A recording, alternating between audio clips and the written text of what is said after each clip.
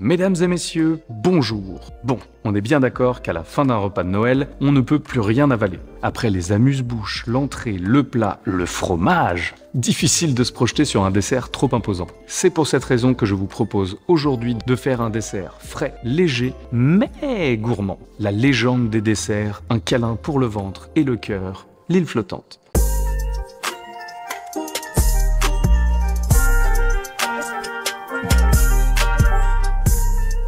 Des œufs en neige tout doux, une crème anglaise fraîche et onctueuse, un caramel méga coquin et quelques amandes. Voici le casting de ce dessert qui va plaire à tout le monde. Je trouve ça trop cool de remettre au goût du jour des desserts un peu à l'ancienne. L'année dernière, on avait fait un riz au lait et pour moi, ils sont un peu dans la même lignée. Et c'est d'autant plus intéressant que c'est un aller-retour en enfance direct. Parfait pour les fêtes. Ce que j'adore avec cette recette, c'est qu'on n'a pas besoin d'être pâtissier pour la réussir. Ce dessert ne nécessite que quelques produits faciles à trouver et pas chers.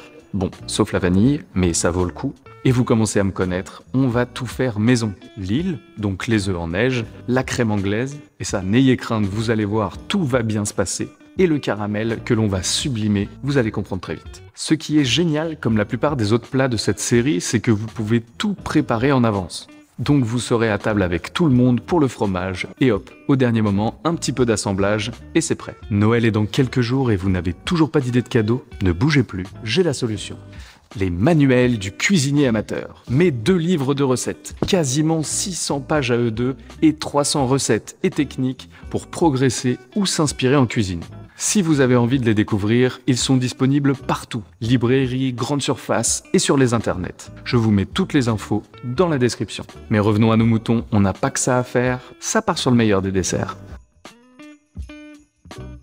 Alors pour commencer, on va se mettre sur la crème anglaise. Vous allez le voir, c'est très simple à réaliser, il y a juste un piège à éviter. On peut donc clarifier les œufs, c'est-à-dire séparer le jaune du blanc, car ce qui est cool dans cette recette, c'est qu'on va utiliser l'œuf en entier. Les jaunes pour la crème anglaise et les blancs pour les œufs en neige. J'en profite pour vous rappeler que tout le détail des ingrédients est dans la description sous la vidéo.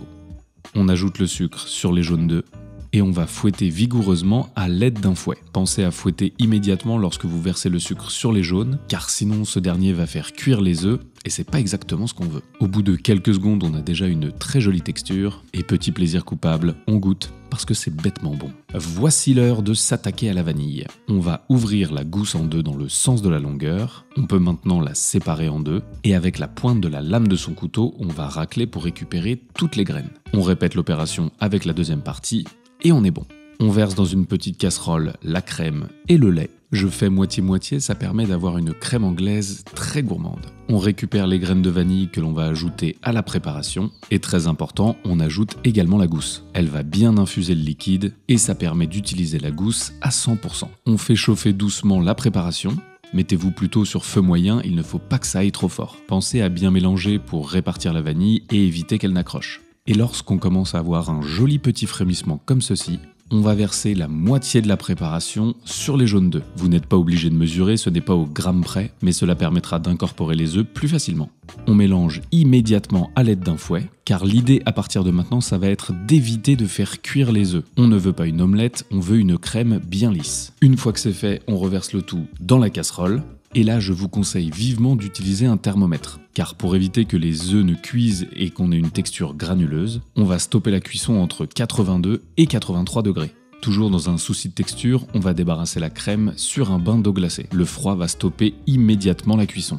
Comme vous pouvez le voir, je laisse encore la gousse, on va la laisser infuser jusqu'au dernier moment, et on mélange le tout pour faire refroidir notre crème anglaise. Ah là là, cette texture, c'est parfait. On filme au contact pour éviter d'avoir une croûte qui se forme sur le dessus. Et on peut maintenant réserver la crème au frais jusqu'au moment de la servir. Je vous conseille de la préparer 24 heures maximum à l'avance.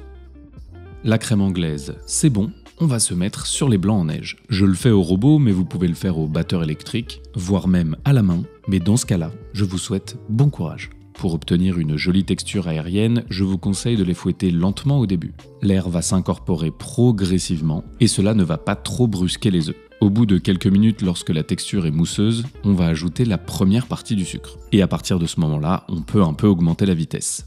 On les laisse monter tranquillement, Comme vous pouvez le voir, ils vont être de plus en plus denses. Et c'est ça qu'on veut. On va maintenant finir en serrant les blancs avec du sucre. On verse donc la dernière partie du sucre et on fouette à haute vitesse pendant 1 minute. Cela va lisser la préparation et bien structurer les œufs en neige. Lorsque vous êtes satisfait de la texture, on va pouvoir stopper le fouet et vérifier que tout est OK. Lorsque la préparation forme un petit bec comme ça sur le bout du fouet, c'est très bien. Les œufs sont fermes mais encore un peu souples. Pour un dressage facile mais très élégant, je vous propose de mettre le tout dans une poche à douille. Cela fonctionne également très bien avec un sac congélation par exemple. On tasse bien les œufs sans aller trop haut, sinon ça va être très galère pour fermer le sac et donc pocher les œufs en neige. On tasse bien la préparation dans le sac pour éviter qu'il n'y ait des bulles d'air, car si bulles d'air il y a, cela va faire des petites explosions au moment du pochage. On découpe la pointe de notre poche et on forme de jolis petits dômes. Pour avoir cette forme bien dodue, il faut garder la pointe de la poche le plus proche possible du dôme, car si vous relevez trop, ça va faire des serpentins pas très beaux. Là, comme vous pouvez le voir, ma poche est toujours au contact. S'il y a des petits ratés, on peut égaliser avec une spatule, et ça part au four 10 minutes à 110 degrés. Ajouter un récipient avec de l'eau dans le four, cela va permettre de les cuire dans un milieu assez humide. 10 minutes, ça nous laisse facilement le temps de torréfier nos amandes effilées.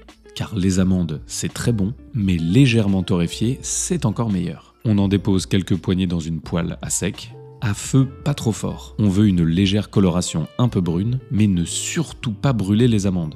C'est pour cela que je vous conseille de rester à côté et de mélanger très régulièrement. Une fois que vous êtes content de la couleur, on peut réserver.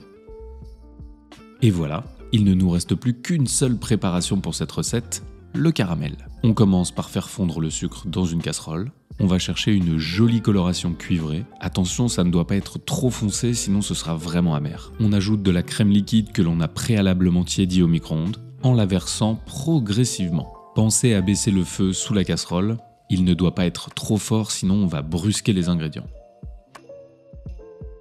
Lorsque la crème est bien incorporée, on verse le beurre demi-sel. Si vous prenez du beurre doux, pensez à assaisonner le caramel juste après. On remélange pour incorporer le beurre à son tour, et au bout d'une petite minute, vous aurez une texture absolument merveilleuse comme celle-ci. Heureusement que c'est la dernière étape parce que je commence à avoir faim moi. Il ne reste plus qu'à sortir les blancs en neige du four. Je vous conseille de vérifier la cuisson et d'ajuster en fonction de la forme de vos œufs en neige. Là pour moi, c'est parfait. On peut les décoller à l'aide d'une spatule. Essayez d'être délicat, c'est plutôt fragile ces petites choses-là. On le dépose dans le fond d'une assiette creuse. On ajoute un déluge de crème anglaise. C'est pas magnifique cette texture là, franchement. N'hésitez pas à en remettre une petite louche, c'est vraiment délicieux. On peut ensuite ajouter le caramel. J'y suis allé à la cuillère, mais vous pouvez tout à fait le pocher également. Mais j'aime bien ce petit côté accidenté. Une petite poignée d'amandes torréfiées. Et il ne reste plus qu'à goûter. Regardez la texture des œufs. À la fois dense et aérien, ferme et souple. Ils viennent fondre avec la crème anglaise dans la bouche. C'est ça qui est délicieux. Ok, donnez-moi un bidon et une paille pour cette crème anglaise. Je pourrais en boire toute la journée. J'espère en tout cas que cette recette et plus globalement cette série vous a plu. Si vous cherchez encore des idées ou que vous avez loupé les premiers épisodes, vous pourrez les retrouver en barre d'infos ou sur ma chaîne YouTube. N'hésitez pas à aimer, commenter et surtout partager la vidéo autour de vous. Ça nous donnera beaucoup de force pour la suite car on va attaquer très fort à la rentrée de janvier. C'était Hugo, vous êtes toujours sur Woogies, bon appétit, ciao!